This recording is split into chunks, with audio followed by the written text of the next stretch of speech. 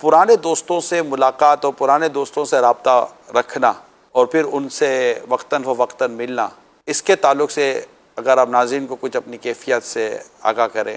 سر میں خود جا کر مل نہیں پاتا، نہ رابطہ رکھ پاتا ہوں۔ میں اپنی ذاتی بات بتا رہا ہوں، کبھی مطلب ملاقات ہو گئی، وہ خود ایسے ہی ڈھونڈتے ہوئے پہنچ گئے تو پہنچ گئے۔ میری مجبوریاں ہیں، میں ادھر ادھر آپ کو پتہ ہی کیوں نہیں جاتا، جی چاہتا ہے کہ جاؤں، نہیں جا پاتا۔ پرانی مجھے یوں ہوتا ہے کہ میں پرانے دوستوں سے ملوں اور کوئی نہ کوئی حق العبد ہو سکتا ہے تلف ہوا ہو بچپن میں، یہ سوچ ہے۔ ہاں تو میں ان سے معافی تلافی کر لوں۔ ایسے یاد آتے ہیں یار اس سے کیسے ملاقات ہو، یہ بھی نہیں پتہ ہوتا کہ وہ باقاعدہ حیات ہیں یا نہیں ہیں، ہم ساتھ کھیلے ہیں، رہے ہیں،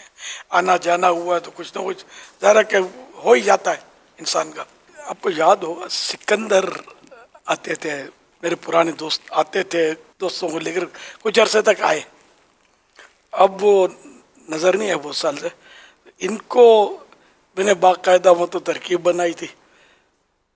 یہ میرے پرانے دوستوں میں سے تھے۔ دوسرے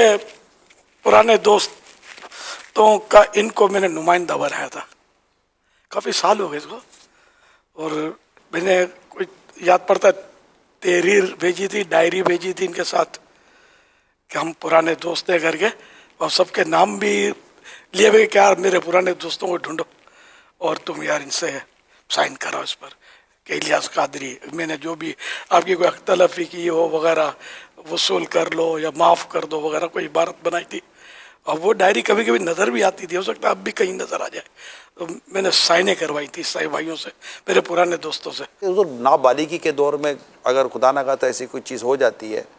تو کیا اس کے تعلق سے بھی یہ احساس و فیلنگ ہونی چاہیے؟ نابالغی میں بھی اگر اس کا حق تلف کیا تو ادا تو کرنا ہو، جیسے اس کے کوئی چیز توڑ پھوڑ دی تو مالی نقصان، اس کا تو تاوان ہے۔ یہ بہاری شریف میں تو یہاں تک لکھا ہے کہ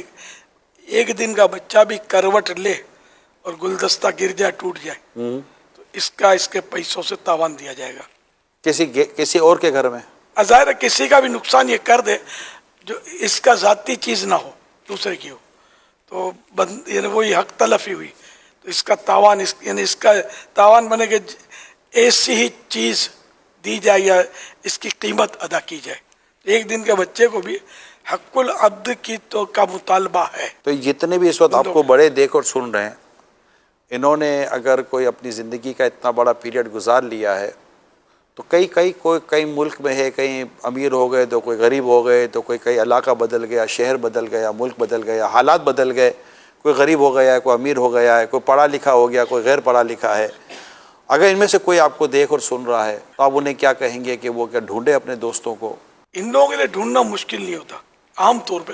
میرا سیکورٹی ایشو ایسا ہے کہ میں جا نہیں سکتا کسی، ہمارے جیسے کہ پرانا علاقہ ہے